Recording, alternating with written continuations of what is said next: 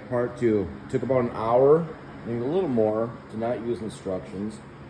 My dang fender eliminator turned out pretty lit.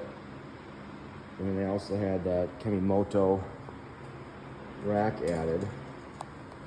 This is what she looks like under there. A little funky blinker, hopefully it lasts. Next up, exhaust. A much better mirror. That's just redonkulous. Not thinking of graphics, and we'll also do a front light eliminator kit at some point. But yeah, it was fun, not too bad. Again, keep your feet on the pegs, fellas. Bye.